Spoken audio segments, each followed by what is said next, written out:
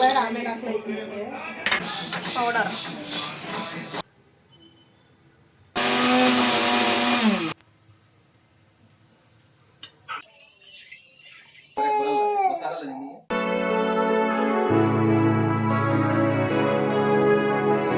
Hi, welcome back to an Kannada channel. ಎಲ್ಲರೂ ಹೇಗಿದ್ದೀರಾ? ಎಲ್ಲ ಚೆನ್ನಾಗಿದ್ದೀರಾ ಅಂತ ಅನ್ಕೊಂತೀನಿ. ಇವತ್ತು ವಿಡಿಯೋನ ಸಂಜೆಯಿಂದ ಸ್ಟಾರ್ಟ್ ಮಾಡ್ತಾ ಇದ್ದೀನಿ. ಇವತ್ತು ಒಂದು ಮಾಲ್ಟ್ ಪೌಡರ್ ಮಾಡೋಣ ಅಂತ ಅನ್ಕೊಂಡು ರೆಡಿ ಮಾಡ್ಕೊಂಡಿದ್ದೀವಿ. ಹೆಂಗಿದ್ರು ಅಮ್ಮ ಬಂದಿದ್ರಲ್ಲ, ಆಮೇಲೆ ನನಗೆ ಮಾಡಬೇಕು ಅಂದರೆ ಆಮೇಲೆ ಆಗಲ್ಲ ಮಕ್ಕಳೆಲ್ಲ ಇಟ್ಕೊಂಡ್ಬಿಟ್ಟು ಅಂತ. ಅವ್ರು ಹೆಂಗೂ ನಾಳೆ ಊರಿಗೆ ಹೋಗ್ತೀವಿ ಅಂತ ಹೇಳಿದ್ರು. ಅದಕ್ಕೆ ಇವತ್ತು ಮಾಡೋಣ ಅಂತ ರೆಡಿ ಮಾಡ್ಕೊಂಡಿದ್ದೀನಿ. ಏನೇನು ತೊಗೊಂಡಿದ್ದೀನಿ ಅಂತ ಒಂದ್ಸತಿ ತೋರಿಸ್ತೀನಿ. ಪೌಡ್ರ್ ಮಾಡೋದಕ್ಕೆ ಅರ್ಧ kg ರಾಗಿ ತೊಗೊಂಡಿರೋದು. ನೀವೇನಾದರೂ ರಾಗಿ ಯೂಸ್ ಮಾಡಲ್ಲ ಅಂತಂದರೆ 1 kg ತೊಗೊಂಡು ಮಾಡ್ಕೊಬೋದು. ನಾವು ಡೈಲಿ ಯೂಸ್ ಮಾಡ್ತೀವಲ್ಲ, ಅದಕ್ಕೆ ಅರ್ಧ kg ರಾಗಿ. ಅದಾದಮೇಲೆ ನವಣಕ್ಕಿ ಬರುತ್ತಲ್ಲ, ಅದು 1/4 kg. ಮತ್ತು ಸಾಮೆ ಅಕ್ಕಿ ಬರುತ್ತಲ್ಲ, ಅದು 1/4 kg. ಮತ್ತು 200 ಗ್ರಾಮ್ ಇದೆ, 200 ಗ್ರಾಮ್ ತೊಗೊಂಡಿದ್ದೀನಿ. ಗೋಧಿ ಮತ್ತು ಜೋಳ, ಇದನ್ನು ನಾವು ಡೈಲಿ ಯೂಸ್ ಮಾಡ್ತೀವಲ್ಲ, ಅದಕ್ಕೆ 200 ಗ್ರಾಮ್ ತೊಗೊಂಡಿದ್ದೀನಿ. ಜಾಸ್ತಿ ಯೂಸ್ ಮಾಡಲ್ಲ ಜೋಳ ಅನ್ನೋರು ಸ್ವಲ್ಪ ಜಾಸ್ತಿ ತೊಗೊಬೋದು. ಆಮೇಲೆ ಕಾಳುಗಳು ಎಲ್ಲ 100 ಗ್ರಾಮ್ಸ್ ಇದೆಲ್ಲ. ರಾಜ್ಮಾ, ಕರೆಮಣಿ, ಮತ್ತು ತೊಗರಿಬೇಳೆ, ಹುಳ್ಳಿಕಾಳು, ಕಡಲೆಕಾಳು, ಹೆಸ್ರು ಕಾಳು, ಕಡಲೆ ಬೀಜ, ಆಮೇಲೆ ಡಬಲ್ ಬೀನ್ಸು, ಸೀಡ್ಸು ಇದೆಲ್ಲ seeds, pumpkin seeds, flax seeds, sunflower seeds, ಮತ್ತು 100 ಗ್ರಾಮ್ ಗೋಡಂಬಿ, ಮತ್ತು ವಾಲ್ನಟ್ಟು, ಬಾದಾಮಿ, ಸ್ವಲ್ಪ ಮಖಾನ, ಆಮೇಲೆ 1 ಸ್ಪೂನ್ ಜೀರಿಗೆ, 1 ಸ್ಪೂನ್ ಮೆಂತ್ಯ, 1 ಸ್ಪೂನ್ ಮೆಣಸು. ಇನ್ನು ನಾನು ಫಸ್ಟಿಗೆ ರಾಗಿ ಹುರ್ಕೊತಾ ಇದ್ದೀನಿ. ಸ್ಟವ್ನ ಸಿಮ್ಮಲ್ಲಿ ಅಥವಾ ಮೀಡಿಯಮಲ್ಲಿ ಇಟ್ಕೊಂಡು ಹುರ್ಕೊಬೇಕಾಗುತ್ತೆ. ಜಾಸ್ತಿ ಜೋರಾಗಿ ಇಟ್ಕೊಂಡು ಹುರಿದ್ರೆ ಎಲ್ಲ ಸೀದ್ದಂಗೆ ಆಗಿಬಿಡುತ್ತೆ, ತಳೆಲ್ಲ ಒತ್ತದಂಗೆ ಆಗಿಬಿಡುತ್ತೆ. ಹಂಗಾಗಿ ಸಿಮ್ಮಲ್ಲಿ ಅಥವಾ ಮೀಡಿಯಮಲ್ಲಿ ಇಟ್ಕೊಂಡು ಹುರ್ಕೊಬೇಕು. ಕೈ ಆಡಿಸ್ತಾನೆ ಇರಬೇಕು, ಕೈ ಆಡ್ಸೋದು ಬಿಡಬಾರ್ದು. ಇನ್ನು ರಾಗಿ ಹುರಿತಾ ಸ್ವಲ್ಪ ಕಲರ್ ಚೇಂಜ್ ಆಗುತ್ತಲ್ಲ, ಆವಾಗ ಇದನ್ನ ಎತ್ತಿಟ್ಕೊಬೇಕು. ನೆಕ್ಸ್ಟ್ ರಾಗಿ ಹುರಿದಿದ್ದಾದಮೇಲೆ ನಾನು ಅಕ್ಕಿ ಬರ್ತಲ್ಲ, ನವಣಕ್ಕಿ, ಅದನ್ನು ಹುರ್ಕೊತಾ ಇದ್ದೀನಿ. ನವಣಕ್ಕಿ ಮತ್ತು ಆಮೇಲೆ ಇದೆಯಲ್ಲ, ಎರಡು ಒಟ್ಟಿಗೆ ಸೇರಿಸಿ ಹುರಿತಾ ಇದ್ದೀನಿ. ಒಂದೊಂದೇ ಹುರ್ಕೊಳೋಕ್ಕೆ ತುಂಬ ಲೇಟ್ ಆಗಿಬಿಡುತ್ತೆ ಅಂತ ಹೇಳ್ಬಿಟ್ಟು ಎರಡು ಒಂದೇ ಮೀಡಿಯಮ್ ಇರುತ್ತಲ್ವ, ಹಂಗಾಗಿ ಎರಡನ್ನೂ ಒಟ್ಟಿಗೆ ಹಾಕಿ ಹುರ್ಕೊತಾ ಇದ್ದೆ. ನಾನು ಹಾಕೊಳ್ಳುವಾಗ ಸ್ವಲ್ಪ ಜಾಸ್ತಿ ಆಗಿಬಿಡ್ತಲ್ಲ, ಚಿಕ್ಕ ಬಾಣಲೆ ಆಯಿತು ಅಂತ ಹೇಳ್ಬಿಟ್ಟು ಇನ್ನೊಂದು ದೊಡ್ಡ ಬಾಣಲೆ ತೊಗೊಂಡು ಅಮ್ಮ ಇಬ್ಬರು ಹುರಿದ್ಬಿಡೋಣ, ಲೇಟ್ ಆಗುತ್ತೆ ಒಂದೇ ಇದರಲ್ಲಿ ಅಂತ ಹೇಳ್ಬಿಟ್ಟು ಆ ಕಡೆ ಅವರು ಹುರಿತಾ ಇದ್ರು, ಈ ಕಡೆ ನಾನು ಹುರಿತಾ ಇದ್ದೆ. ಚಿಕ್ಕದೆಲ್ಲ ನಾನು ಹುರ್ಕೊತಾ ಇದ್ದೆ, ಆ ಕಡೆ ಅವ್ರು ಹುರ್ಕೊತಾ ಇದ್ರು. ನಮಗೆ ಈ ಥರ ಇಬ್ಬರು ಆ ಕಡೆ ಒಬ್ರು ಈ ಕಡೆ ಒಬ್ಬರು ಹುರಿದಿದ್ದಕ್ಕೆ ಸ್ವಲ್ಪ ನಮಗೆ ಟೈಮ್ ಸೇವ್ ಆಯಿತು. ಇನ್ನು ಗೋಧಿ ಹುರಿಯುವಾಗ ಸ್ವಲ್ಪ ಅದು ಚಟ ಅಂತ ಸಿಡಿಯುತ್ತೆ, ಆವಾಗ ಅದನ್ನು ಎತ್ತಿಟ್ಕೊಂಡ್ರೆ ಸಾಕು. ಇನ್ನು ಅದಾದಮೇಲೆ ಕಡಲೆಕಾಳು ಇರುತ್ತಲ್ಲ, ಅದೂ ಅಷ್ಟೇ, ಅದು ಸ್ವಲ್ಪ ಸೌಂಡ್ ಬಂದುಬಿಟ್ಟು ಅದು ಸಿಪ್ಪೆ ಎಲ್ಲ ಬಿಡ್ತಾ ಬರುತ್ತೆ, ಆವಾಗ ಅದನ್ನು ಎತ್ತಿಟ್ಕೊಂಡ್ರೆ ಸಾಕು. ಅದಾದಮೇಲೆ ಹುರುಳಿಕಾಳು ಎಲ್ಲನೂ ಒಂದೊಂದೇ ಕಾಳು ಒಂದೊಂದೇ ಸ್ವಲ್ಪ ಹಾಕ್ಕೊಂಡು ಹುರ್ಕೊತಾ ಇದ್ದೀನಿ. ಇನ್ನು ಈ ರಾಜ್ಮಾ ಕಾಳು ನಾನು ಹಾಕ್ಕೊತಾ ಇರಲಿಲ್ಲ. ಆ್ಯಕ್ಚುಲಿ ಅದು ನೆನೆಸಿ ಪಲ್ಯ ಮಾಡಿದರೆ ಅದು ಜಾಸ್ತಿ ಅಷ್ಟು ಟೇಸ್ಟೇ ಕೊಡೋಲ್ಲ, ಹಂಗಾಗಿ ಅದು ಒಳ್ಳೆಯದು ತಿನ್ನಬೇಕಲ್ವ ಅಂತ ಹೇಳ್ಬಿಟ್ಟು ನಾನು ಇದರೊಳಗಡೆ ಹುರಿದು ಹಾಕ್ಬಿಟ್ರೆ ಇದರಲ್ಲಿ ಹೆಂಗೂ ನಮಗೆ ಪ್ರೋಟೀನ್ ಸಿಗುತ್ತೆ ಅಂತ ಹೇಳ್ಬಿಟ್ಟು ನಾನು ಇದರಲ್ಲಿ ಹಾಕ್ತಾಯಿದ್ದೀನಿ. ನಾನು ಇದ್ರ ಜೊತೆಗೆ ಸ್ವಲ್ಪ ಡ್ರೈ ಫ್ರೂಟ್ಸ್ ಅಂದರೆ ಫ್ಲ್ಯಾಕ್ಸ್ ಸೀಡ್ಸು, ಪಂಪ್ಕಿನ್ ಸೀಡ್ಸು ಇದನ್ನೆಲ್ಲ ಜಾಸ್ತಿ ಡೈಲಿ ಯೂಸ್ ಮಾಡಲ್ವಲ್ಲ, ಮಕ್ಕಳಿಗೆಲ್ಲ ಒಳ್ಳೆಯದು ಅಂತ ಹೇಳ್ಬಿಟ್ಟು ನಾನು ಫ್ಲ್ಯಾಕ್ಸ್ ಸೀಡ್ಸು ಮತ್ತು ಪಂಪ್ಕಿನ್ ಸೀಡ್ಸು ಮತ್ತು ಇನ್ನೊಂದು ಸನ್ಫ್ಲವರ್ ಸೀಡ್ಸ್ ಇದಿಷ್ಟನ್ನು ಸ್ವಲ್ಪ ಹಾಕ್ಕೊಂಡು ಹುರ್ಕೊಂಡ್ಬಿಟ್ಟು ಅದನ್ನು ಹಾಕ್ಕೊತಾ ಇದ್ದೀನಿ. ಈ ಥರ ಮಾಲ್ಟ್ ಪೌಡ್ರ್ ನಾನು ಅವಾಗವಾಗ ಮಾಡ್ಕೊತಾ ಇದ್ದೆ, ಅಂದರೆ ಸುಮಾರು ದಿವಸ ಆದಮೇಲೆ ಇವತ್ತು ಮಾಡ್ತಾ ಇರೋದು.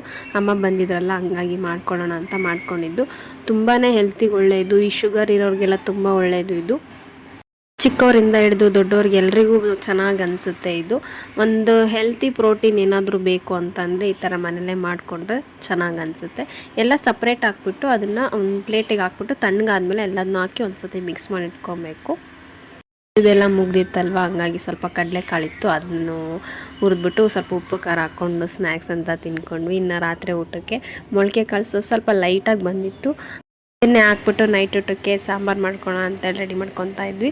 ಅದಕ್ಕೆ ಸ್ವಲ್ಪ ಪುದೀನ, ಸ್ವಲ್ಪ ಕೊತ್ತಂಬರಿ ಹಾಕ್ಬಿಟ್ಟು ಅದಕ್ಕೆ 1 ಈರುಳ್ಳಿ ಮತ್ತು 3 ಟೊಮೊಟೊ ಹಾಕ್ಕೊತಾ ಇದ್ದೀನಿ. ಹುಣಸೆ ಹುಳಿ ಹಾಕ್ಕೊತಾ ಇಲ್ಲ, ಅದಕ್ಕೆ 3 ಟೊಮೊಟೊ ಹಾಕ್ಕೊತಾ ಇದ್ದೀನಿ. ಒಂದು ಸ್ವಲ್ಪ ಗಸಗಸೆ, ಒಂದು ಚೂರು ಚಕ್ಕೆ, ಸ್ವಲ್ಪ ಲವಂಗ, ಅದಾದಮೇಲೆ 1-2 ಸ್ಪೂನ್ ಆಗೋಷ್ಟು ಖಾರದ ಪುಡಿ ಹಾಕ್ಕೊತಾ ಇದ್ದೀನಿ. ಅದಾದಮೇಲೆ ಒಂದು ಸ್ವಲ್ಪ ಹಸಿ ಕೊಬ್ಬರಿ, ಹಸಿ ಕಾಯಿ ತುರಿ ಒಂದು ಅರ್ಧ ಬಟ್ಲಾಗುವಷ್ಟು ಹಸಿ ಕಾಯಿ ತುರಿ ಹಾಕ್ಕೊತಾ ಇದ್ದೀನಿ. ನಾನು ಯಾವಾಗಲೂ ಶುಂಠಿ ಮತ್ತು ಬೆಳ್ಳುಳ್ಳಿನ ಇದ್ರ ಜೊತೆಗೆ ಹಾಕ್ಬಿಟ್ಟು ಮಿಕ್ಸಿ ಮಾಡ್ಕೊತಾ ಇದ್ದೆ. ಇವತ್ತು ಸ್ವಲ್ಪ ಪೇಸ್ಟ್ ಅಮ್ಮ ಮಾಡಿ ಇಟ್ಟಿದ್ರು, ಹಂಗಾಗಿ ನಾನು ಲಾಸ್ಟಲ್ಲಿ ಆಮೇಲೆ ಒಗ್ಗರಣೆ ಹಾಕ್ಕೊಳ್ಳೋಣ ಅಂತ ಅಂದ್ಕೊಂಡೆ. ಅದು ಒಗ್ಗರಣೆ ಹಾಕ್ಕೊಳ್ಳುವಾಗ ನನಗೆ ಮರ್ತೇ ಹೋಗ್ಬಿಟ್ಟಿದೆ. ಯಾಕೆಂದರೆ ನಾನು ಯಾವಾಗಲೂ ಇದರಲ್ಲೇ ಹಾಕ್ಬಿಟ್ಟು ಮಿಕ್ಸಿ ಮಾಡಿಬಿಡ್ತಿದ್ದೆ. ಸಾಂಬಾರಿಗೆಲ್ಲ ಹಾಕುವಾಗ ನಾನು ಒಗ್ಗರಣೆಯಲ್ಲಿ ಯಾವತ್ತೂ ಹಾಕಿರಲಿಲ್ಲ. ಲಾಸ್ಟಲ್ಲಿ ನನಗೆ ಅದು ಮರ್ತೇ ಹೋಗ್ಬಿಟ್ಟಿತ್ತು.